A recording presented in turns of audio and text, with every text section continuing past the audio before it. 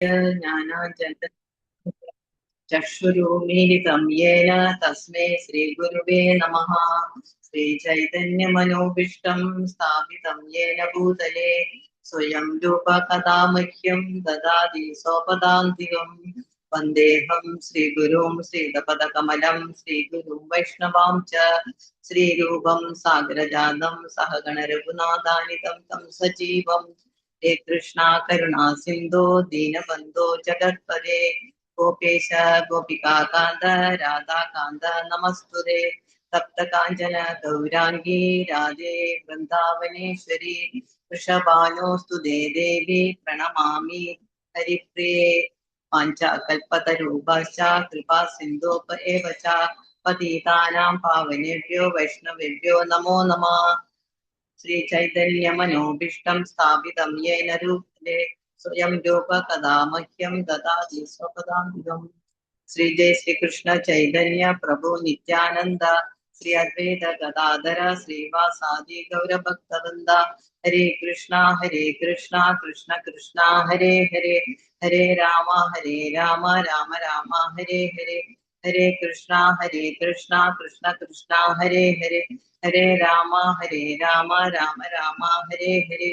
हरे कृष्णा कृष्ण कृष्णा हरे हरे हरे राम राम राम हरे हरे।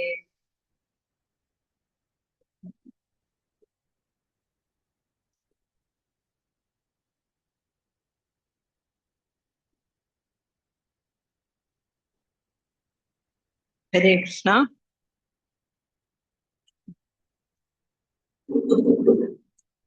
ഇന്ന് നമ്മള് 18-ാം അധ്യായത്തിലെ 3-ാമത്തെ ശ്ലോകമാണ് ഇന്ന് ചർച്ച ചെയ്യാൻ പോകുന്നത്.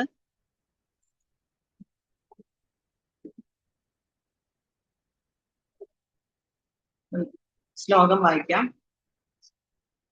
ത്യാജം ദോഷവദിത്തേകേ കർമ്മ പ്രാഹുർമനീഷിണഃ യജ്ഞദാന തപഃ കർമ്മ ന ത്യാജമിതി ചാപരേ.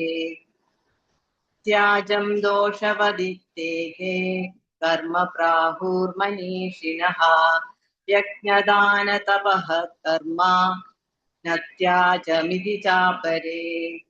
ത്യാജം ദോഷവദിത്തേകേ കർമ്മ പ്രാഹുർമനീഷിണഃ യജ്ഞദാന തപഃ കർമ്മ ന ത്യാജമിതി ചാപരേ.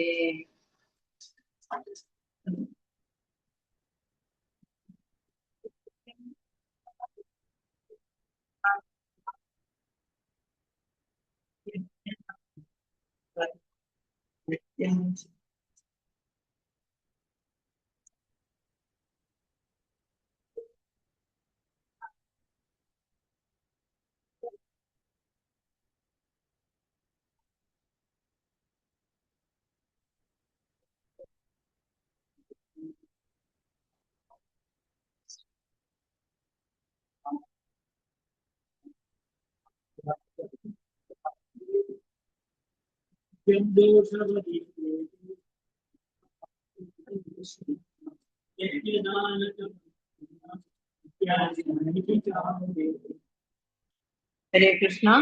നമുക്ക് അതിന്റെ അർത്ഥം നോക്കാം. ഏകമനീഷിണ, ചില മനീഷികൾ അല്ലെങ്കിൽ വിദ്വാൻമാർ, കർമ്മ കർമ്മം, ദോഷവത് ദോഷയുക്തം, ഇത് എന്നറിഞ്ഞ് ത്യാജം ത്യാജമാണെന്ന് പ്രാഹു പറയുന്നു.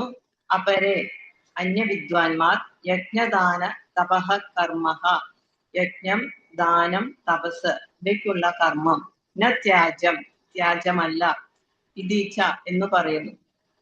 അപ്പോ ഇതിന്റെ വിവർത്തനം നമുക്കൊന്ന് നോക്കാം.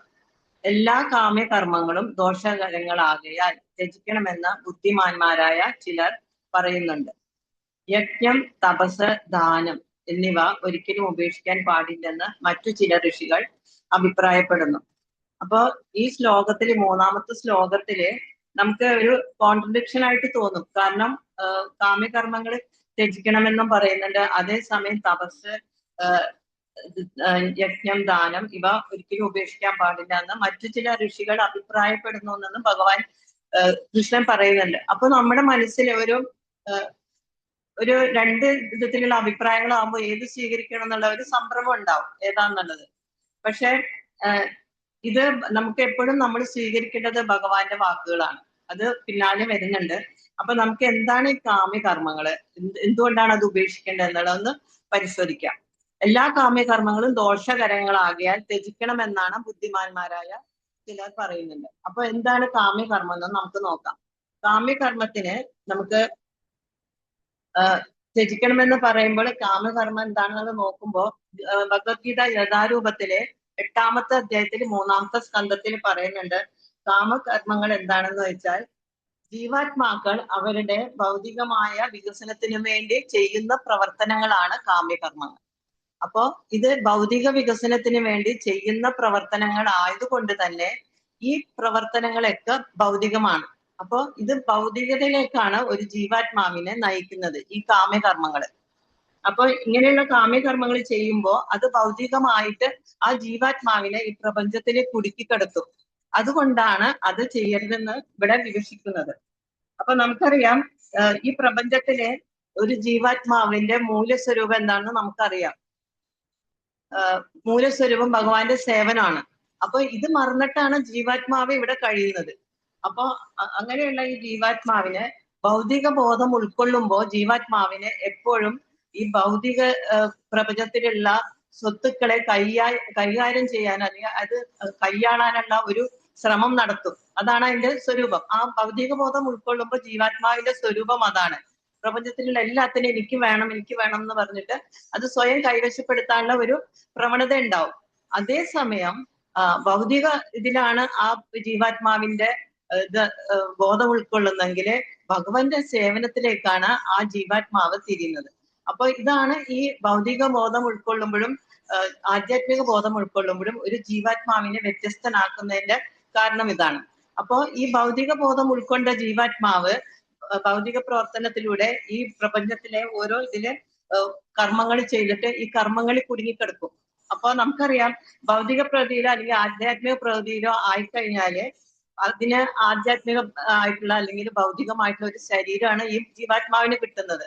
അപ്പൊ ഭൗതിക സ്ഥാനത്തനാകുന്ന ഒരു ജീവാത്മാവ് 84,000 ലക്ഷം ജീവാത്മാക്കളിൽ കൂടി ജീവിതം കഴിച്ച് എടുക്കേണ്ടി വരും. ഓരോ ജീവിജാലങ്ങളായിട്ട് ജനിച്ച് അങ്ങനെ 84 ജീവവർഗങ്ങൾ കൂടി ഈ ജീവാത്മാവ് കടന്നു പോകും.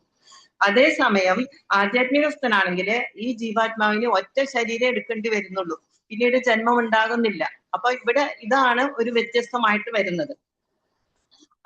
ഭൗതിക പ്രകൃതിയിൽ ഒരു ജീവാത്മാവ് മനുഷ്യനായും പക്ഷിയായും ദേവനായിട്ടും അതുപോലെ പക്ഷികളായിട്ടും അല്ലെങ്കിൽ പുഴുക്കളായിട്ടും എല്ലാം ജീവൻ എടുക്കുന്നു. അപ്പോൾ ചിലപ്പോൾ ഇതിനു വേണ്ടിയിട്ട് സ്വർഗലോകം പ്രാപിച്ച് സുഖങ്ങൾ അനുഭവിക്കാൻ വേണ്ടിയിട്ട് ഈ ജീവാത്മാവ് യജ്ഞങ്ങൾ അനുഷ്ഠിക്കുകയും എന്നിട്ട് പുണ്യം ചെയ്യുമ്പോൾ മനുഷ്യരൂപേണ ഭൂമിയിൽ വന്ന് പിറക്കുകയും ചെയ്യുന്നുണ്ട്. അത് നമ്മള് 8ാമത്തെ അധ്യായത്തിൽ നമുക്ക് പഠിക്കുന്നുണ്ട് നമ്മള്. അപ്പൊ ഈ പ്രക്രിയയാണ് കർമ്മം എന്ന് പറയുന്നത്. അപ്പൊ ഇവിടെ നിന്ന് നമുക്ക് മനസ്സിലാവുന്നത് എന്താണ്, ഒരു ജീവാത്മാവ് കാമ്യകർമ്മങ്ങൾ ചെയ്തു കഴിഞ്ഞാല് ഈ ഭൗതിക ലോകത്തിൽ കുടുങ്ങിക്കിടന്നുകൊണ്ട് വീണ്ടും വീണ്ടും പിറന്ന് ഈ ചക്രത്തിൽ കിടന്ന് ചുറ്റിത്തിരേണ്ടി വരുന്നു. അതേസമയം ആധ്യാത്മിക കാര്യങ്ങളിലേക്ക് പോവുകയാണെങ്കിൽ ആധ്യാത്മികസ്ഥനായിട്ട് ബോധം ഉൾക്കൊണ്ട് ചെയ്യുകയാണെങ്കിൽ ഭഗവത് സേവനത്തിൽ താല്പര്യം വരികയും ഭഗവാന്റെ സേവനത്തിൽ ഏർപ്പെട്ടുകൊണ്ട് നല്ലൊരു ആധ്യാത്മിക ഉത്കർഷ ഉണ്ടായ ആൾക്ക് ഭഗവാന്റെ ധാമത്തിലേക്ക് പോകാനുള്ള ഒരു പാത തുറന്നു കിട്ടുന്നു. അപ്പൊ ഇതാണ് ഈ കാമ്യകർമ്മങ്ങൾ ചെയ്യാൻ പാടില്ല എന്നുള്ളതിന്റെ ഒരു കാരണം. ഇനി നമുക്കറിയാം ഈ കർമ്മികള് ഭൗതിക സുഖവും ജ്ഞാനികള് മോക്ഷ സുഖവും തേടുന്നു. പക്ഷെ ഒരു ഭക്തൻ ഇതിന്റെ ഒന്നും ആവശ്യമില്ല. ഭക്തൻ എന്താ ചെയ്യുന്നത്, ഭഗവാനെ സ്തുതിക്കാനുള്ള അവസരം ഉപയോഗിച്ച് മഹാത്മ്യങ്ങൾ ചെയ്യാനാണ് അദ്ദേഹത്തിന് താല്പര്യം. ഭഗവാന്റെ മഹാത്മ്യങ്ങൾ വർണ്ണിച്ച് ആത്മസായുജ്യം അടയാനാണ് ഒരു ഭക്തൻ ചെയ്യുന്നത്. അപ്പൊ ഇതിൽ നിന്ന് നമുക്ക് മനസ്സിലാവും ഒരു ഭക്തനും കാമ്യകർമ്മങ്ങൾ ചെയ്യുന്ന ഒരു ജീവാത്മാവും തമ്മിലുള്ള വ്യത്യാസം. ഇനി നമുക്ക് അടുത്തത് കാമ്യകർമ്മങ്ങൾ എന്തുകൊണ്ട് ചെയ്യാൻ പാടില്ല നമുക്കിപ്പോ മനസ്സിലായല്ലോ. ഇനി അടുത്ത നമുക്ക് തപസ്സല്ല, ജ്ഞാനം, യജ്ഞം എന്താണെന്ന് നോക്കാം.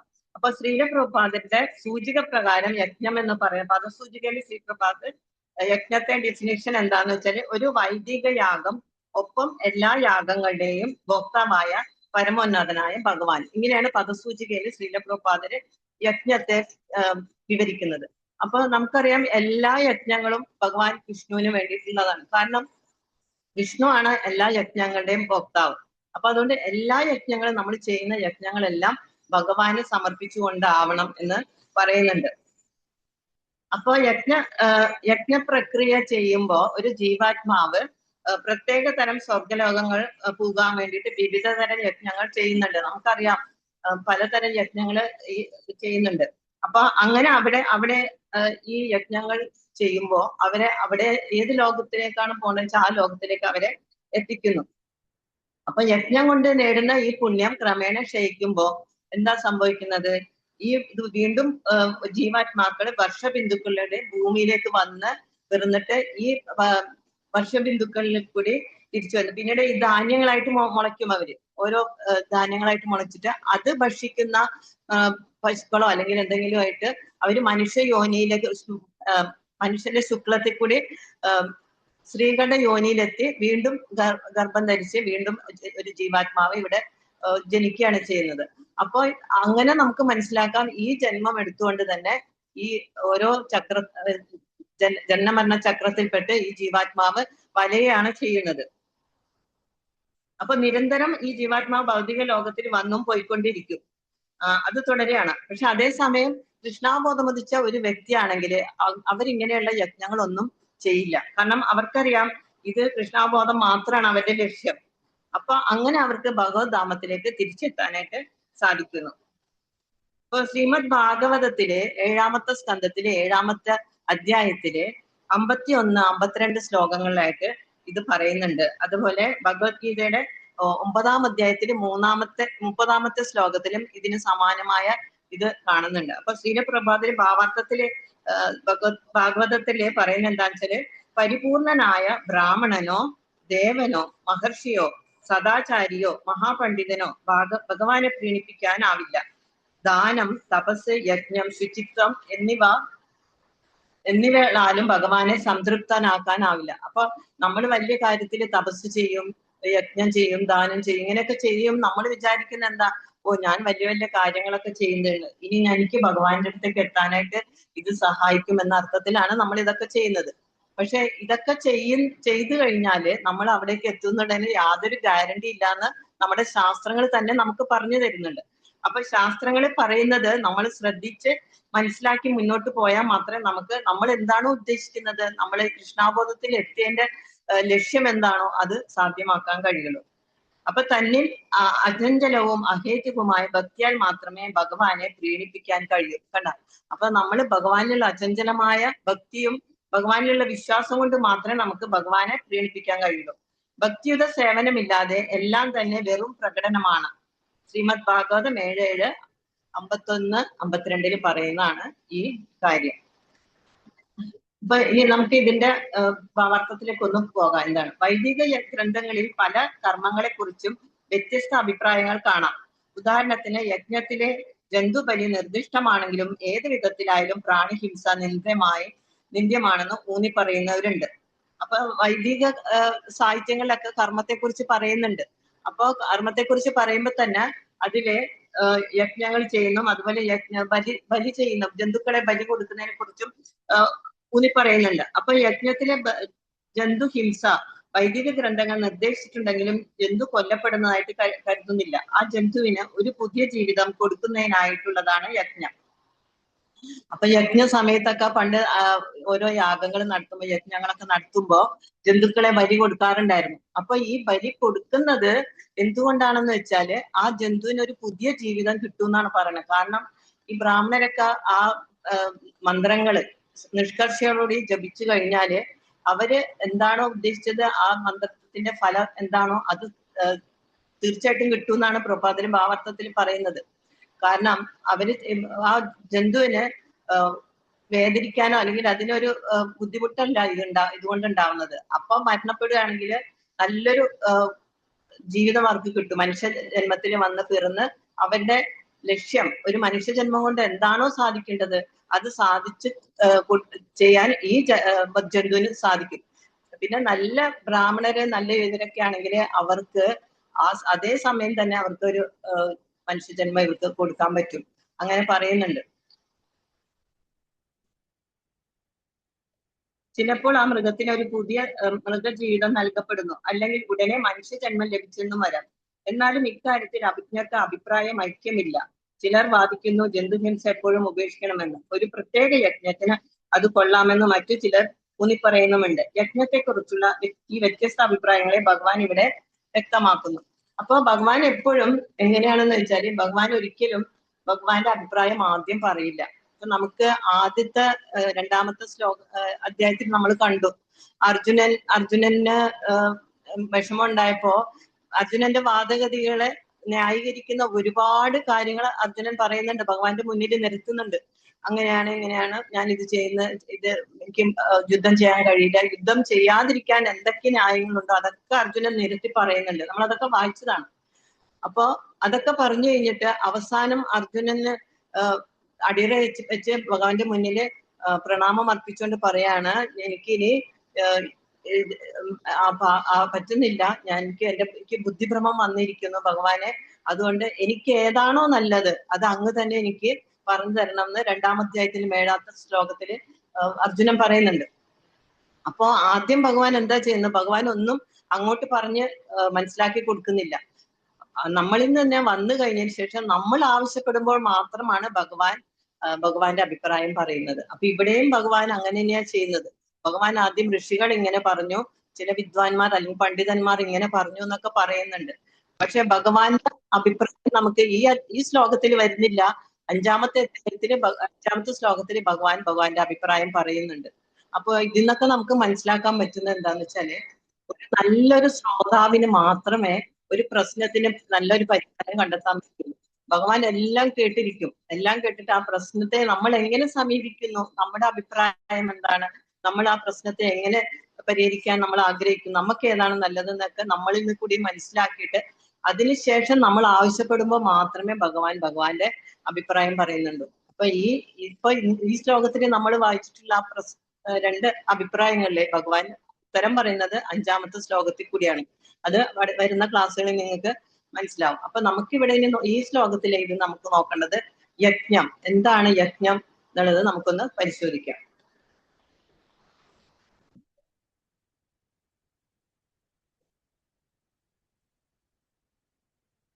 യജ്ഞം നമ്മളിപ്പോ നോക്കി, യജ്ഞം എന്ന് പറയുന്നത് ഭഗവാനെ പ്രീണിപ്പെടുത്താൻ ചെയ്യുന്ന യാഗമാണ്. അപ്പൊ അത് അത് ചെയ്തുകൊണ്ടൊന്നും നമുക്ക് ഒരു ഭക്തന് മുന്നോട്ട് പോകാനൊന്നും സാധിക്കില്ല. ഭഗവാനെ സന്തോഷിപ്പിക്കാൻ ഉതകുന്ന, ഭഗവാനെ പ്രീണിക്കാൻ കഴിയുന്ന കാര്യങ്ങളാണ് നമ്മൾ ചെയ്യേണ്ടതെന്ന് പറയണത്. ഭക്തിയുത സേവനമില്ലാതെ എല്ലാം തന്നെ ഒരു പ്രകടനമാണെന്ന് ശ്രീമദ് ഭാഗവതത്തിലെ 7ാം സ്കന്ധത്തിൽ 7ാം അധ്യായത്തിൽ പറയുന്നുണ്ട്. ഇനി ഭഗവത്ഗീത 3:9 പറയുന്ന കാര്യം നോക്കാം. യജ്ഞാർത്ഥാത് കർമ്മണോ നത്ര ലോകോയം കർമ്മബന്ധര തദർത്ഥം കർമ്മ കൗന്ദേയ മുക്ത സംഘ സമാചര. അപ്പൊ ഇതിൽ പറയുന്നത് എന്താ വെച്ചാൽ, കർമ്മം വിഷ്ണുവിനായുള്ള യജ്ഞം എന്ന നിലയിൽ അനുഷ്ഠിക്കേണ്ടതാണെന്ന്. അപ്പൊ നമുക്കറിയാം എല്ലാ യജ്ഞങ്ങളും വിഷ്ണുവിനെ സമർപ്പിക്കാനുള്ളതാണ്, എല്ലാ യജ്ഞങ്ങളും വിഷ്ണുവിന് വേണ്ടിയിട്ടുള്ളതാണ്. അത് ശാസ്ത്രങ്ങൾ പറയുന്നുണ്ട്. അല്ലെങ്കിൽ അത് മനുഷ്യനെ ഭൗതിക ലോകത്തോട് കൂടുതൽ ബന്ധിക്കുകയുള്ളൂ. കുന്തിപുത്ര, നിന്റെ നിർദ്ദിഷ്ട കർമ്മങ്ങളെ ഭഗവാന്റെ സംതൃപ്തിക്കായി നിർവഹിക്കൂ. അങ്ങനെ ചെയ്താൽ നിനക്ക് എന്നെന്നും ബന്ധമുക്തനായിരിക്കാം. അപ്പൊ ഭഗവാൻ പറയുന്നത് നമ്മൾ ചെയ്യുന്ന നിയത കർമ്മങ്ങൾ പോലും ഭഗവാന് സമർപ്പിക്കാനാണ്. അപ്പൊ അത് യജ്ഞങ്ങളായി ഭഗവാന് സമർപ്പിച്ചുകൊണ്ട് ചെയ്യുമ്പോൾ അതൊക്കെ യജ്ഞങ്ങളായി നമുക്ക് ഈ പ്രപഞ്ചത്തോട് ഒരു ബന്ധനമില്ലാതെ നമുക്ക് മുന്നോട്ട് പോകാൻ കഴിയും. എല്ലാ യജ്ഞാചരണങ്ങളും ശ്രീ വിഷ്ണുവിന്റെ സംതൃപ്തിക്ക് വേണ്ടിയാണ്. യജ്ഞോ വൈ വിഷ്ണു എന്ന വേദോക്തിയുണ്ട്. മറ്റൊരു വിധത്തിൽ പറഞ്ഞാൽ, വിധിക്കപ്പെട്ട യജ്ഞങ്ങൾ അനുഷ്ഠിച്ചാലും നേരിട്ട് വിഷ്ണുവിനെ പൂജിച്ചാലും ഒരേ ഫലമാണ് സിദ്ധിക്കുന്നത്. അതുകൊണ്ട് ഈ ശ്ലോകം പറയുന്ന പോലെ കൃഷ്ണാബോധം ഒരു യജ്ഞാനുഷ്ഠാനാണ്. ഭഗവാൻ പറയുന്നുണ്ട്, കൃഷ്ണാബോധത്തോട് ചെയ്യുന്ന എല്ലാ കർമ്മങ്ങളും യജ്ഞങ്ങളാണ്, വിഷ്ണുവിനുള്ള യജ്ഞങ്ങളാണെന്നുള്ളത്. ഇനി ഗൃഹസ്ഥന്മാർ അനുഷ്ഠിക്കേണ്ട ഒരു കർമ്മമാണ് യജ്ഞം. ഇതിന് ധാരാളം പണച്ചെലവുള്ളത് കൊണ്ടാണ് ഈ യജ്ഞങ്ങളെല്ലാം ഗൃഹസ്ഥന്മാർ ചെയ്യണമെന്ന് പറയുന്നത്. കാരണം എന്തുകൊണ്ടെന്ന് വെച്ചാൽ മറ്റ് 3 വർണ്ണാശ്രമങ്ങളിൽ 4 ഉണ്ട്. അതില് ഗൃഹസ്ഥാശ്രമം ഒഴിച്ച് പിന്നെ ഇത് വാനപ്രസ്ഥം, ബ്രഹ്മചാര്യം, സന്യാസം, ഈ 3 ഇതിലും ധനം സമാഹരിക്കപ്പെടുന്നില്ല. ധനം സമാഹരിക്കപ്പെടുന്നത് ഗൃഹസ്ഥന്മാരിൽ കൂടിയാണ് മാത്രമാണ്. അപ്പൊ ഈ 3 പേർക്ക്, ബാക്കി 3 വിഭാഗത്തിൽപ്പെട്ടവർക്കും യജ്ഞങ്ങൾ നടത്തുവാൻ സാധിക്കുകയില്ല. കാരണം അവർക്ക് ധനം സമാഹരിക്കാനുള്ളത് അവരുടെ കർമ്മത്തിൽ പെടുന്നില്ല. അവർക്ക് അതിനുള്ള ഇതും പറയുന്നില്ല, പ്രവൃത്തികളും പറയുന്നില്ല. അപ്പൊ അങ്ങനെയുള്ള സമയത്ത് ഗൃഹസ്ഥന്മാരുടെ ഉത്തരവാദിത്തമാണ് ഇതിന് ധനം സമാഹരിക്കേണ്ടത്. ഇനി ധനം സമാഹരിക്കേണ്ടത് എങ്ങനെയാന്നുള്ളത് പക്ഷെ യജ്ഞങ്ങൾക്ക് ഇക്കാലത്ത് പണച്ചില് വളരെ കൂടുതലായാലും ആർക്കും അവ അനുഷ്ഠിക്കാൻ സാധ്യമല്ല. ഇക്കാലത്ത് അത് സാധ്യമല്ല. അപ്പൊ അതുകൊണ്ട് എന്ത് ചെയ്യണം എന്നാ പറയണത്? ഈ യുഗത്തിൽ നിർവഹിക്കാവുന്ന യജ്ഞങ്ങളുണ്ട്. അതെന്തൊക്കെയാണ്? നമുക്കറിയാം, നമ്മള് ദിവസേന ചെയ്യുന്ന ഒരു യജ്ഞമുണ്ട്, ജപയജ്ഞം. നമ്മൾ ദിവസം കൃഷ്ണാബോധത്തിലുള്ള എല്ലാ ആളുകളും ദിവസേന ജപയജ്ഞം ചെയ്യുന്നുണ്ട്. അത് യജ്ഞം തന്നെയാണ്. ഈ കാലത്ത് ഈ യുഗത്തിൽ നമുക്കായിട്ട് പറഞ്ഞ ഭഗവാൻ പ്രത്യേകിച്ച് നിഷ്കർഷിച്ചിട്ടുള്ളതാണ് ജപയജ്ഞം. പിന്നെ അതുകൂടാണ്ട് വേറൊരു യജ്ഞം കൂടിയുണ്ട്. ഉത്തമമായ യജ്ഞം സങ്കീർത്തന യജ്ഞമാണ്. ഹരേ കൃഷ്ണ കൃഷ്ണ കൃഷ്ണ ഹരേ ഹരേ, ഹരേ രാമ രാമ രാമ ഹരേ ഹരേ. ഈ സങ്കീർത്തന യജ്ഞവും ജപയജ്ഞവുമാണ് ഈ നമുക്ക് ഭഗവത് സാക്ഷാത്കാരത്തിന് അല്ലെങ്കിൽ ഭഗവാന്റെ സേവനത്തിനായിട്ട് ഒരു ജീവാത്മാവ് ഉപയോഗപ്പെടുത്തേണ്ടത്. മറ്റു യജ്ഞങ്ങളെ കുറിച്ച് നമ്മൾ ചിന്തിക്കേണ്ട ആവശ്യമില്ല. കാരണം എന്തുകൊണ്ടെന്ന് വെച്ചാൽ അതൊന്നും നമുക്ക് ഈ യുഗത്തിന് പറ്റിയതൊന്നല്ല. ഈ കാലത്ത് അതൊന്നും ചെയ്യാൻ ഒരുപാട് പണച്ചെലവുകളുണ്ട്. അതൊന്നും സാധ്യമാവുന്നതുമല്ല. അതിനുള്ള സാമഗ്രികള് ശുദ്ധമായിട്ട് കിട്ടില്ല നമുക്ക്. അത് യജ്ഞം നടത്താനുള്ള ബ്രഹ്മചാരികൾ അല്ലെങ്കിൽ ബ്രാഹ്മണന്മാരെ നമുക്ക് കിട്ടില്ല. അങ്ങനെ ഒരുപാട് തടസ്സങ്ങൾ ഉള്ളത് കൊണ്ട് അങ്ങനെയുള്ള യജ്ഞങ്ങളൊന്നും ഈ കലിയുഗത്തില് ഭഗവാൻ തന്നെ നിർദ്ദേശിക്കുന്നില്ല. ഇനി ശ്രീമദ് ഭാഗവതത്തില് നമുക്കൊരു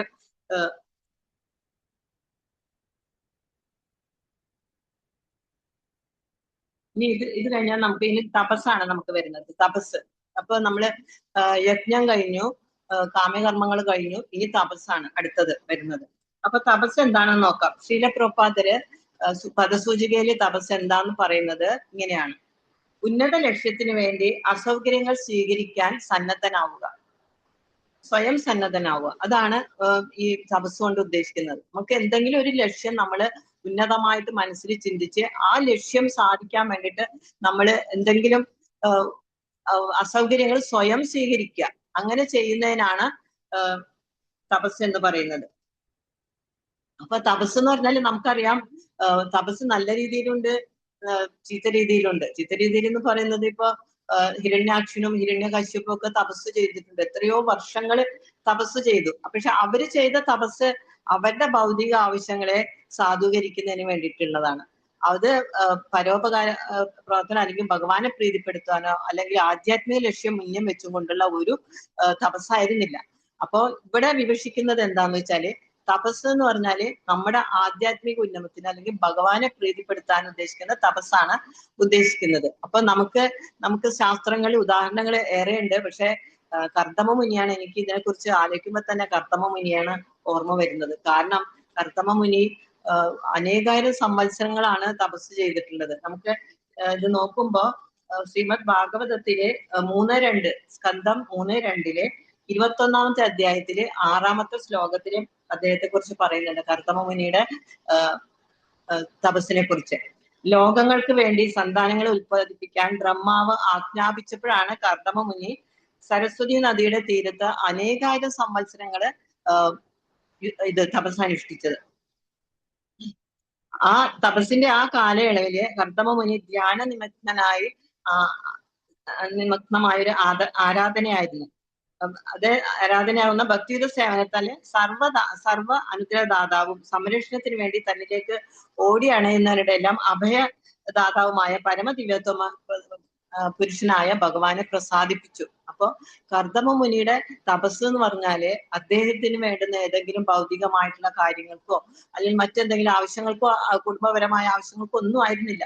ഭഗവാനെ പ്രീതിപ്പെടുത്താൻ വേണ്ടിയിട്ടും അതുപോലെ തന്റെ പിതാവായ ബ്രഹ്മാവ് പറഞ്ഞനുസരിച്ചിട്ടാണ് അദ്ദേഹം സരസ്വതി നദീ തീരത്ത് ഇങ്ങനെ തപസ് അനുഷ്ഠിച്ചത്. അപ്പോ പരമോദിവോത്തമ പുരുഷനായ ഭഗവാൻ ശ്രീഹരിയെ പ്രസാദിപ്പിക്കാനായിട്ട് 10,000 സംവത്സരം നിഗൂഢ യോഗധ്യാനം അനുഷ്ഠിച്ചു എന്നാണ് പറയുന്നത്. അതുകൊണ്ട് ഒരുവൻ ഈശ്വരനെ കണ്ടെത്താൻ യോഗ പരിശീലിക്കുകയോ ഊഹാപോഹ ഗവേഷണങ്ങളിൽ മുഴുകുകയോ എന്ത് തന്നെയായാലും അവന്റെ പ്രയത്നങ്ങളെല്ലാം ഭക്തിയുത സേവനം ചേർത്ത് വേണം നടത്താൻ എന്ന് പറയുന്നത്. അപ്പൊ നമ്മൾ എന്ത് പ്രവൃത്തി ചെയ്താലും അത് ഭഗവാനെ പ്രീതിപ്പെടുത്താൻ അല്ലെങ്കിൽ ഭഗവാനെ സന്തോഷിപ്പിക്കാനുള്ള പ്രവൃത്തികളാകുമ്പോഴാണ് അത് യജ്ഞമാകുന്നത് അല്ലെങ്കിൽ തപസ്സാവുന്നത്. അങ്ങനെ നമ്മൾ തന്നെ ഭഗവാന് വേണ്ടിയിട്ട് ഒരുപാട് ത്യാഗങ്ങൾ അല്ലെങ്കിൽ ഒരുപാട് സൗകര്യങ്ങൾ വേണ്ടാന്ന് വെച്ചുകൊണ്ട് നമ്മൾ ചെയ്യുന്നുണ്ട്. അപ്പൊ അങ്ങനെ ചെയ്യുന്നതാണ് ഒരു യഥാർത്ഥ തപസ് അല്ലെങ്കിൽ യഥാർത്ഥ യജ്ഞം എന്ന് നമുക്ക് ശാസ്ത്രങ്ങള് പറഞ്ഞു തരുന്നു. ഞാൻ പ്രഭുപാദന്റെ ഇതില് ഭാവാർത്ഥത്തിൽ ഏതിലാണ് എനിക്കിപ്പോ ഓർമ്മയില്ല. പ്രഭുപാദർ പറയുന്നുണ്ട്, അതായത് കൃഷ്ണാബോധത്തില് ഉള്ളവര് ദീക്ഷ എടുക്കുന്നതിന് മുന്നേ നമ്മൾ ഗുരുവിന് മുന്നിൽ ഒരു പ്രതിജ്ഞ എടുക്കുന്നുണ്ട്. എന്താണ്? അവിഹിത ബന്ധം, ലൈംഗിക ബന്ധം ചെയ്യില്ല, പിന്നെ മദ്യം, മയക്കുമരുന്ന് എന്നിവ ഉപയോഗിക്കില്ല, പിന്നെ മത്സ്യം, മാംസം എന്നിവ ഉപയോഗിക്കില്ല, പിന്നെ ചൂത് കളിക്കില്ല. ഇങ്ങനെ 4 പ്രതിജ്ഞകൾ നമ്മൾ എടുക്കുന്നുണ്ട്. അപ്പൊ പ്രഭുപാദർ പറയാണ്, ഈ 4 വ്രതങ്ങളും നമ്മൾ എടുക്കുന്ന ഈ പ്രതിജ്ഞകളും തപസ്യാണെന്നാണ് പറയുന്നത്. കാരണം അത് ഈ കലികാലത്തില് അത്രയും ചെയ്യാൻ തന്നെ ഒരു ജീവാത്മാവിന് വളരെ ബുദ്ധിമുട്ടാണ്. അപ്പൊ അത് തപസ് തന്നെയാണ് പറയുന്നത് ശ്രീല പ്രഭുപാദര്. അപ്പൊ നമ്മൾ എടുക്കുന്നത് ഇതും ഒരു തപസ് തന്നെയാണ്. നമ്മുടെ ജീവിതത്തിൽ നമ്മൾ ഈ വ്രതങ്ങൾ അനുഷ്ഠിച്ചുകൊണ്ട് നമ്മൾ കൃഷ്ണാബോധത്തിൽ മുന്നേറുമ്പോ അതൊരു തപസ് തന്നെയാണ്. അങ്ങനെയുള്ള തപസ്സുകളൊക്കെയാണ് ഇന്നത്തെ കാലത്ത് ഉദ്ദേശിച്ചിട്ടുള്ളത്. അതല്ലാതെ 10,000 മത്സ്യം ഒറ്റക്കാലിൽ നിന്നുകൊണ്ടോ അല്ലെങ്കിൽ പഞ്ചാഗ്നിക്ക് നടുവിൽ നിന്നുകൊണ്ടോ അല്ലെങ്കിൽ വായു മാത്രം ഭക്ഷിച്ചുകൊണ്ടോ ഭക്ഷണം ഉപേക്ഷിച്ചുകൊണ്ടോ ഉള്ള തപസ്സുകളൊന്നും ഈ യുഗത്തിനോ അല്ലെങ്കിൽ ഈ കാലത്തിനോ യോജിക്കുന്നതല്ല. അപ്പൊ അതുകൊണ്ട് നമുക്ക് പറഞ്ഞിട്ടുള്ള, നമ്മൾക്ക് പ്രഭാതര് നമുക്ക് പറഞ്ഞു തന്നിട്ടുള്ള ഈ യജ്ഞങ്ങൾ അനുഷ്ഠിച്ചാൽ തന്നെ നമ്മൾ എന്താണോ ഒരു ജീവാത്മാവ് ഈ മനുഷ്യജന്മം കൊണ്ട് ഉദ്ദേശിക്കുന്നത് ആ ലക്ഷ്യപ്രാപ്തിയിൽ എത്തിക്കുവാൻ നമുക്ക് ഈ യജ്ഞങ്ങൾ കൊണ്ട് സാധിക്കും. അപ്പോ ശ്ലോകം ശ്രീമദ് ഭാഗവതത്തിൽ തന്നെ 3:2 21 അധ്യായത്തിലെ 38, 39 ശ്ലോകങ്ങളില് കർദമമുനിയുടെ തപസ്സിനെ കുറിച്ച് പറയുന്നുണ്ട്. വളരെ നമുക്ക് മനസ്സിന് വളരെ വേദന ഉളവാക്കുന്ന വാക്കുകളാണത്. ഞാൻ അതങ്ങനെ തന്നെ വായിക്കാം. തന്റെ അകാരണമായ കാരുണ്യം നേടുന്നതിന് കഠിനമായ വൈരാഗ്യ തപം അനുഷ്ഠിച്ച മുനിയെ കാണാൻ അവിടെ എത്തിയ ഭഗവാൻ ആഹ്ലാദ അതിരേകത്താൽ തൂകിയ ബാഷ്പ ബിന്ദുക്കളാണ് ബിന്ദു സരോവരമായിട്ട് മാറിയത്. ഇപ്പൊ നമുക്കറിയാം, കർദമമുനി വളരെ വർഷക്കാലം ഇത് ചെയ്തപ്പോ അദ്ദേഹം ശരിക്കും പറഞ്ഞ ശാരീരികമായിട്ട് ശോഷിച്ച് എല്ലും തോലുമായി. അപ്പൊ ഭഗവാന് ഈ തന്റെ ഭക്തനായ കർദമമുനിയെ കണ്ടപ്പോൾ വളരെയധികം സങ്കടം തോന്നിപ്പോയി. ഭഗവാൻ അപ്പോ സങ്കടം കൊണ്ടും അദ്ദേഹത്തിന്റെ കണ്ണിൽ നിന്ന് ബാഷ്പങ്ങൾ ബിന്ദുക്കളായിട്ട് വീണിട്ട് അങ്ങനെയാണ് ബിന്ദു സരോവരമായിട്ട് മാറിയതെന്ന് ശ്രീമദ് ഭാഗവതത്തിൽ പറയുന്നുണ്ട്. ആ ഭാഗം വായിക്കുമ്പോൾ നമുക്ക് വളരെ മാനസികമായിട്ട് വല്ലാത്തൊരു ഇത് തോന്നുന്ന ഒരു ഇതാണ് ആ ഭാഗം. അപ്പൊ ഇന്നും ബ്രാഹ്മണന്മാർക്കും മറ്റു ഭക്തന്മാർക്കും എല്ലാം ഈ ബിന്ദു സരോവരം ആരാധിക്കുന്നുണ്ട് അവര്. അപ്പൊ തന്റെ തപസ് കൊണ്ട് ഭഗവാനെ പ്രീതിപ്പെടുത്തിയവനാണ് കർദമമുനി. ഇനി ഭഗവത്ഗീതയിലെ 16-ാമത്തെ ശ്ലോകത്തിൽ 1 മുതൽ 3 വരെയുള്ള ശ്ലോകങ്ങളിൽ നമുക്ക് പറയുന്നുണ്ട്, ഗൃഹസ്ഥത്തിന് ശേഷമുള്ള വിശ്രമ ജീവിതത്തിന് നമുക്ക് തപസ് പറയുന്നുണ്ട് ഇല്ലെ? വർണ്ണാശ്രമ വ്യവസ്ഥ അനുസരിച്ചിട്ട് ഒരു ജീവാത്മാവ് 100 കൊല്ലം ജീവിക്കുകയാണെങ്കിൽ അതിൽ 25 വെച്ചിട്ട് 4 വർണ്ണാശ്രമ ഇത് പറയുന്നുണ്ട്. ഏതൊക്കെയാണ്? ബ്രഹ്മചാര്യം, ഗൃഹസ്ഥം, വാനപ്രസ്ഥം, തപസ്, സന്യാസം. ഈ 4 ഇതിലും നമുക്ക് ഗൃഹസ്ഥന്മാർക്ക് പറഞ്ഞിട്ടുണ്ട് 25 വർഷം വരെ ബ്രഹ്മചാരിയായി ജീവിച്ചതിന് ശേഷം 25 വർഷം ഗൃഹസ്ഥാശ്രമത്തിൽ ജീവിക്കുന്ന ഒരു ജീവാത്മാവ് അത് കഴിഞ്ഞതിന് ശേഷം അയാള് വാനപ്രസ്ഥത്തിലേക്ക് പോകണം എന്നാണ് പറയുന്നത്. അപ്പോ ഇങ്ങനെ 100 വയസ്സാവുമ്പോൾ അയാൾക്ക് ഈ 4 ആശ്രമങ്ങളും കൂടി നീക്കി വെക്കാൻ കഴിയണം. അപ്പൊ ഗൃഹസ്ഥാശ്രമത്തിൽ വിരമിച്ച ഒരാള് ശരീര മനസ്സുകളെയും നാവിനെയും കർക്കശനമായി നിയന്ത്രിക്കണം എന്നാണ് പറയുന്നത്. ശരീരത്തിനെയും മനസ്സിനെയും നാവിനെ നിയന്ത്രിക്കണം. കാരണം നാവിനെ നമ്മൾ കൂടുതൽ ആവശ്യമില്ലാത്ത കാര്യങ്ങൾ സംസാരിക്കരുത്. അതുപോലെ ഭക്ഷണത്തിൽ മിതത്വം പാലിച്ചുകൊണ്ട് നമ്മുടെ ശരീരത്തിന് ഉതകുന്ന, നമ്മുടെ ശരീരത്തിനെ നിലനിർത്താൻ ആവശ്യമായിട്ടുള്ള മാത്രം ഭക്ഷണം കഴിക്കുക, ആവശ്യമായത് മാത്രം സംസാരിക്കുക, ഭഗവാന്റെ പ്രസാദം കഴിക്കാനും അതുപോലെ നാവിനെ ഭഗവാന്റെ നാമങ്ങൾ കീർത്തിച്ച് ഭഗവാന്റെ മാഹാത്മ്യം കീർത്തിക്കാനും മാത്രമായിട്ട് ഉപയോഗിച്ചുകൊണ്ട് ഒരു ജീവാത്മാവ് ഗൃഹസ്ഥാശ്രമത്തിൽ കഴിയണം എന്നാണ് പറയുന്നത്, തപസ്സില്. അപ്പോ തപസ്യ വർണ്ണാശ്രമ ധർമ്മവ്യവസ്ഥയുടെ ലക്ഷ്യം തന്നെ തപസ്യാണ്. അതില്ലാതെ ഏതൊരാൾക്കും മുക്തി ലഭിക്കില്ല. ജീവിതത്തിൽ തപസ്സിന്റെ ആവശ്യമില്ലെന്നും ഊഹാപോഹത്തിലൂടെ നാൾ കഴിച്ചാൽ എല്ലാം നന്നായി വരുമെന്നുള്ള സിദ്ധാന്തത്തെ വൈദിക സാഹിത്യമോ അതോ അല്ലെങ്കിൽ ഭഗവത്ഗീതയോ പിന്താങ്ങുന്നില്ല എന്നാണ് ശ്രീല പ്രഭുപാദർ പറയുന്നത് ഭാവാർത്ഥത്തില്. ഇനി നമുക്ക് ഈ ഗൃഹസ്ഥന്മാർ അനുഷ്ഠിക്കേണ്ട 4 യജ്ഞങ്ങളുണ്ട്. അത് ഭാഗവതത്തിൽ പറയുന്നത് ഇപ്രകാരമാണ്. ശ്രീമദ് ഭാഗവതം സ്കന്ധം 10 48 അധ്യായത്തില് 25 ശ്ലോകത്തിൽ പറയുന്നുണ്ട്, ഗൃഹസ്ഥേന നിത്യേന ചെയ്യേണ്ടുന്ന 5 യജ്ഞങ്ങളെ കുറിച്ച് പറഞ്ഞിരുന്നുണ്ട്. ആ യജ്ഞങ്ങൾ എന്തൊക്കെയാണെന്ന് നോക്കാം. ഒന്ന് വേദാഭ്യാസം. അത് വേദാഭ്യാസം നമ്മൾ നിത്യേന ചെയ്യുന്നു പറയുന്നുണ്ട്. പിന്നെ പിതൃക്കൾക്ക് നൽകുന്ന ബലി, നമ്മള് പിതൃക്കൾക്ക് ബലി കൊടുക്കേണ്ട ആവശ്യമുണ്ട്. നമുക്ക് വർഷത്തിലൊരിക്കൽ നമ്മളത് കൊടുക്കുന്നുണ്ട്. പിന്നെ ഭക്ഷണത്തിന്റെ പങ്ക് നീക്കി വെച്ച് എല്ലാ ജീവജാലങ്ങളും പൂജിക്കല്. അപ്പൊ നമുക്ക് നമ്മൾ രാവിലെ ഭക്ഷണമൊക്കെ ഉണ്ടാക്കി കഴിഞ്ഞാല് നമ്മള് ഭഗവാൻ വെച്ചതിന് ശേഷം ഒരു പങ്ക് നമ്മള് ജീവജാലങ്ങൾക്കായിട്ട് മാറ്റി വെക്കുന്നു. കാക്ക, പൂച്ച, പട്ടി, അങ്ങനെ എറുമ്പുകള്, അങ്ങനെയുള്ള പക്ഷികൾക്കും എല്ലാമായിട്ട് നമ്മളത് ദിവസേന അവർക്ക് കൊടുക്കാറുണ്ട്. അത് നമ്മൾ ചെയ്യേണ്ട യജ്ഞം തന്നെയാണ്. പിന്നെ ആദിത്യ മര്യാദയിലൂടെ മനുഷ്യർക്ക് നൽകുന്ന പൂജ. ഇപ്പൊ ഒരു അതിഥി നമ്മുടെ വീട്ടിൽ വന്നാൽ, ഒരു വൈഷ്ണവൻ നമ്മുടെ വീട്ടിൽ വന്നാല് നമ്മൾ അവരെ പൂജിച്ച് അല്ലെങ്കിൽ അവരെ നമസ്കരിച്ച് വീട്ടിലേക്ക് ക്ഷണിച്ച് അവർക്ക് ഇരിപ്പിടമൊക്കെ നൽകി അവർക്ക് കുളിക്കാൻ പ്രസാദമൊക്കെ, ഭക്ഷണം കഴിക്കാൻ പ്രസാദമൊക്കെ നൽകി നമ്മൾ അവരെ സ്വീകരിച്ച് അവരെ സന്തോഷിപ്പിച്ച് നമ്മൾ തിരിച്ചയക്കും. ഇത് അതിഥി പൂജയാണ്. ഒരു വൈഷ്ണവൻ തന്റെ അല്ലെങ്കിൽ ഗൃഹസ്ഥനായിട്ടുള്ള ഒരു വൈഷ്ണവൻ ചെയ്യേണ്ട ഒരു മര്യാദ അല്ലെങ്കിൽ ഒരു യജ്ഞം തന്നെയാണ് ഇത്. ഇനി യാഗങ്ങൾ കൊണ്ട് മറ്റു ദേവന്മാർക്ക് നൽകുന്ന പൂജ, അതുപോലെ യാഗങ്ങൾ നമ്മൾ നടത്തുമ്പോൾ അതും പൂജകളും ഇതും അതുപോലെ ഒരു യജ്ഞം തന്നെയാണെന്നാണ് ഇതിൽ പറയുന്നത്. അപ്പൊ ഈ 5 യജ്ഞങ്ങൾ ഇവിടെ ഗൃഹസ്ഥന്മാർ ചെയ്യേണ്ട. അപ്പൊ ഇതൊക്കെയാണ് ഒരു ഗൃഹസ്ഥൻ ചെയ്യേണ്ട യജ്ഞങ്ങള്.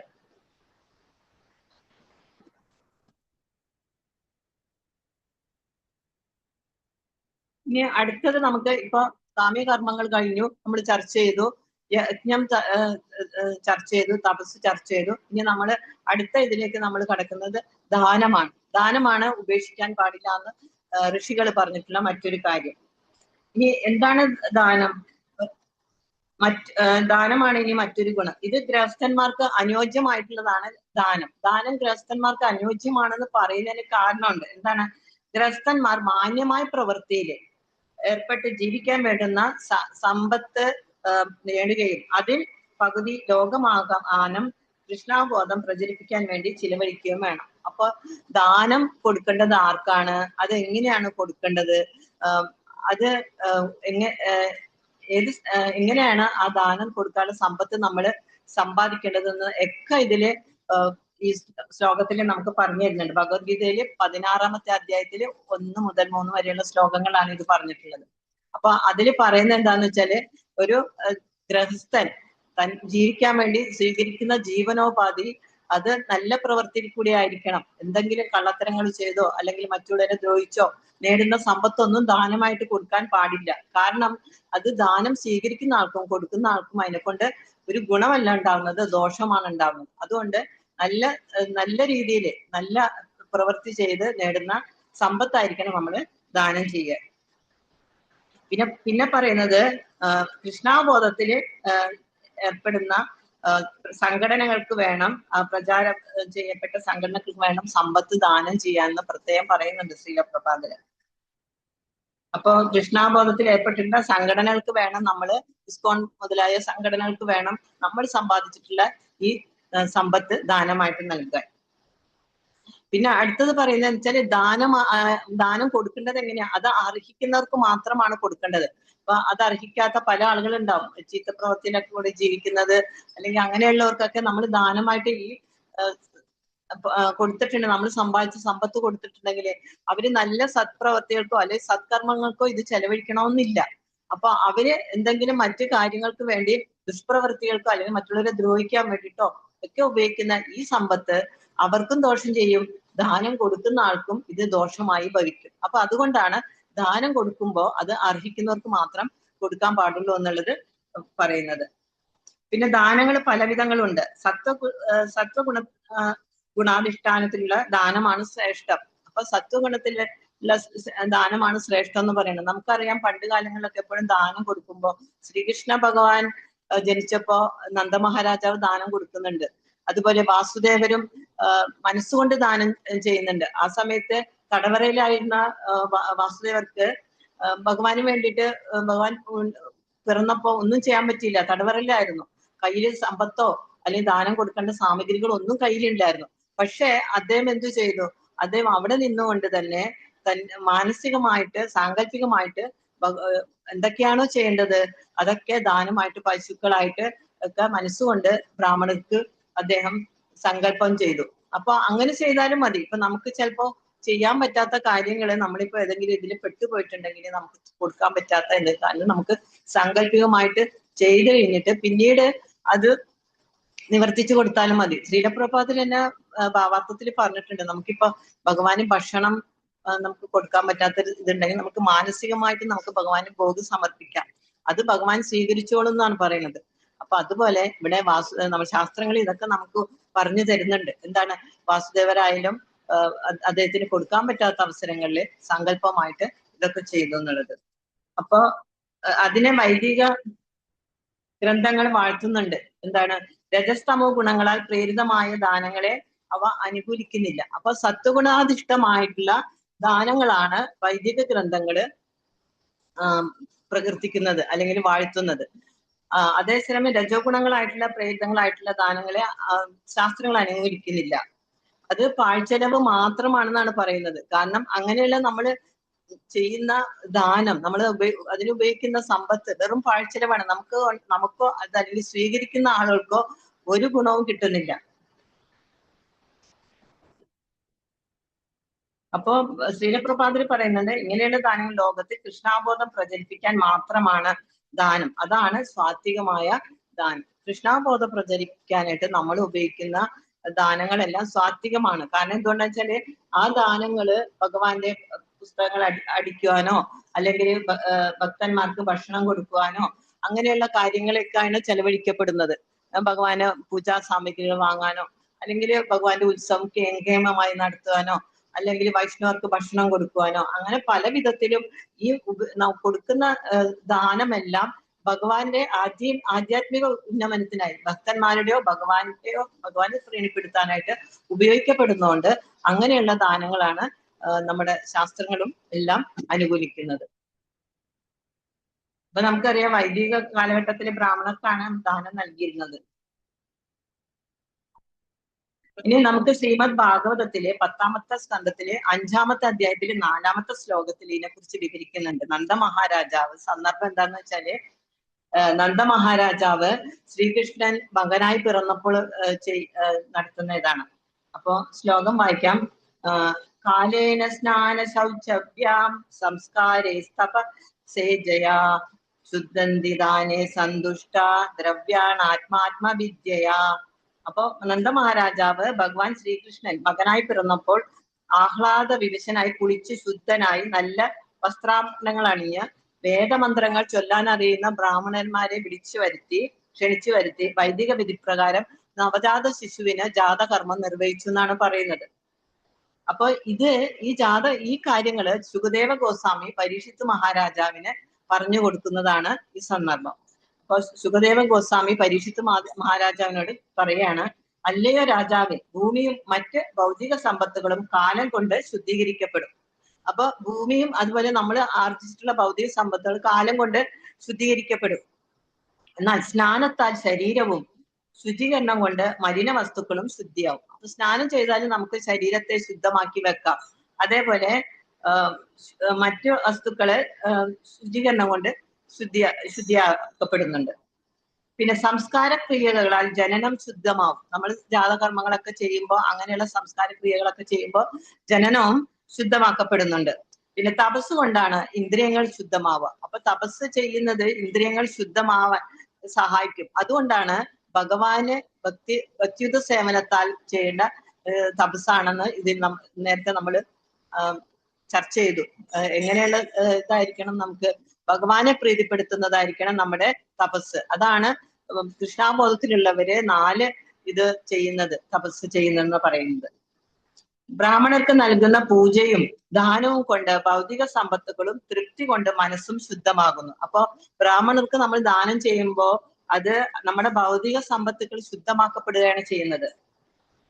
ആത്മസാക്ഷാത്കാരം അഥവാ കൃഷ്ണാബോധം കൊണ്ട് ആത്മാവ് ശുദ്ധമാവുന്നു. അപ്പൊ ആത്മാവ് ശുദ്ധമാവുന്നതിന് നമ്മൾ എന്ത് ചെയ്യണം? അത് കൃഷ്ണാബോധ ഇതുകൊണ്ട് മാത്രമേ സാധിക്കുള്ളൂ. അതിനാണ് നമ്മൾ ജപം ചെയ്യുന്നത്. ജപയജ്ഞം ചെയ്യുമ്പോൾ നമ്മുടെ ആത്മാവ് ശുദ്ധീകരിക്കപ്പെടുന്നു.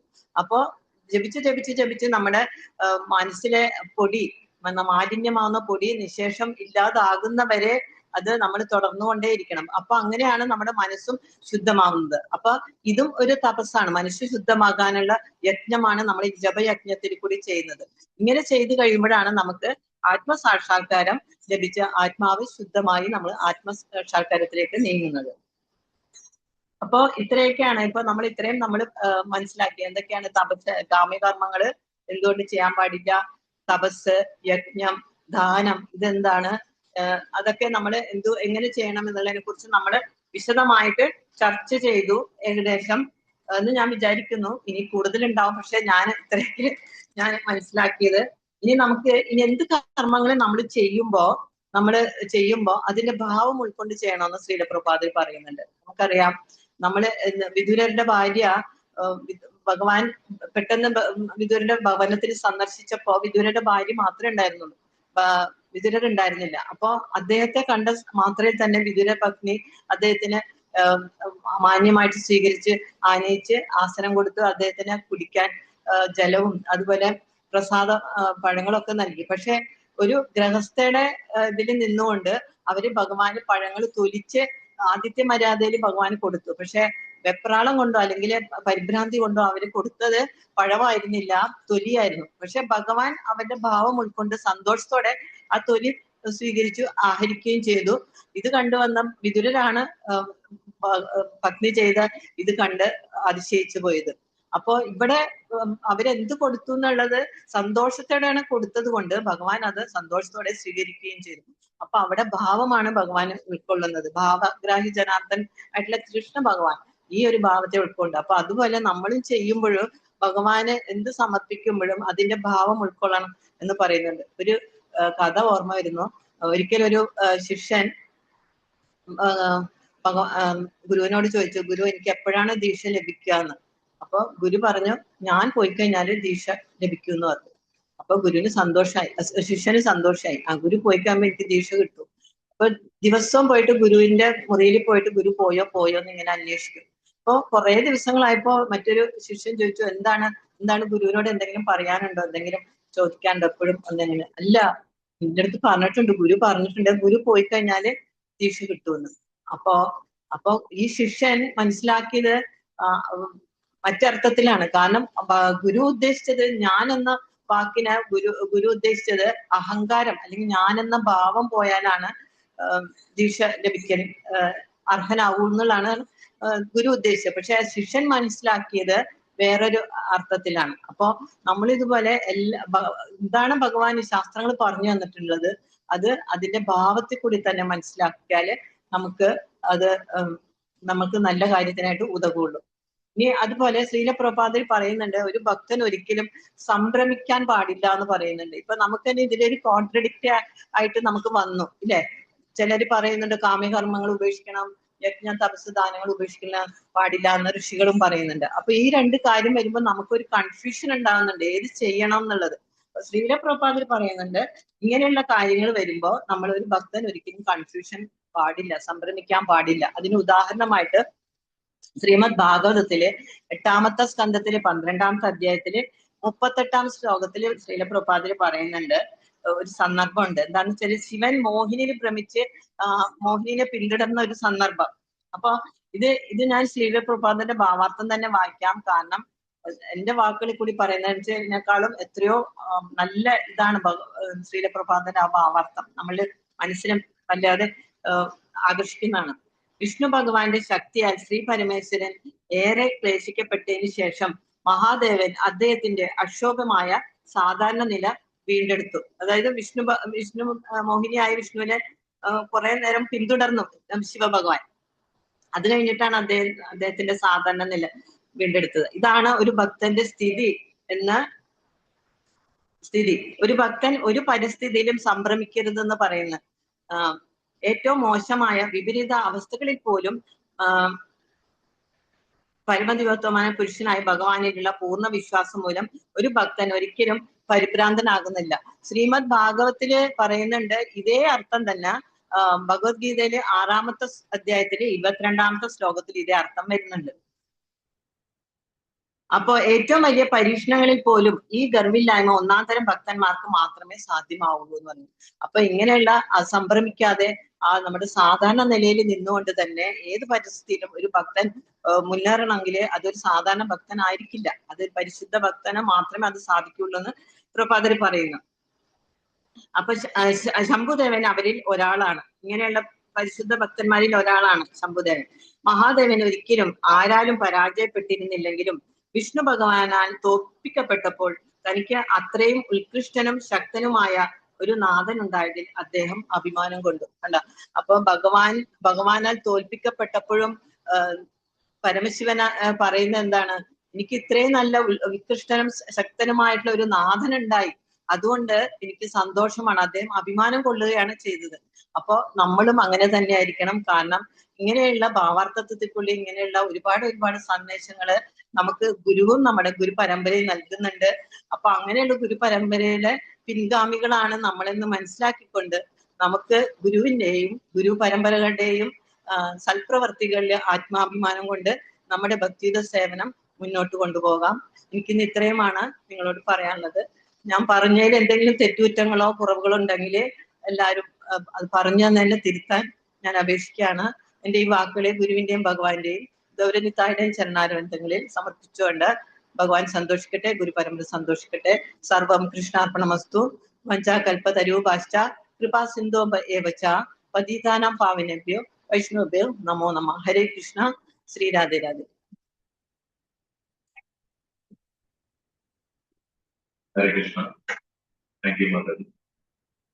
ഇന്ന് നമ്മൾക്ക് വേണ്ടി വളരെ നല്ലൊരു ഭഗവത്ഗീത ക്ലാസ് എടുത്ത സുശീല സീതാമാതാജിക്ക് വേണ്ടിയിട്ട് മാതാജിക്ക് മാതാജിയുടെ കുടുംബത്തിന് വേണ്ടിയിട്ട് നമുക്ക് 3 പ്രാവശ്യം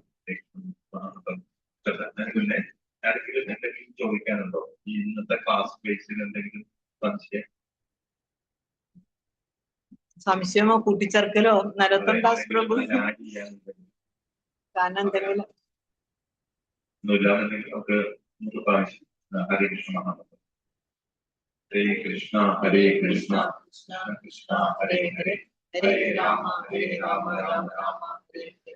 ഹരേ കൃഷ്ണ കൃഷ്ണ കൃഷ്ണ ഹരേ ഹരേ ഹരേ രാമ രാമ രാമ ഹരേ ഹരേ. ഹരേ കൃഷ്ണ കൃഷ്ണ കൃഷ്ണ ഹരേ ഹരേ ഹരേ രാമ രാമ രാമ ഹരേ കൃഷ്ണ. Thank you. എനിക്കൊരു അവസരം തന്നതിന് വളരെ നന്ദിയുണ്ട്. ഇസ്കോൺ ഭാരവാഹികളോട് ഞാൻ എന്റെ നന്ദി രേഖപ്പെടുത്തുകയാണ്. ഹരേ കൃഷ്ണ.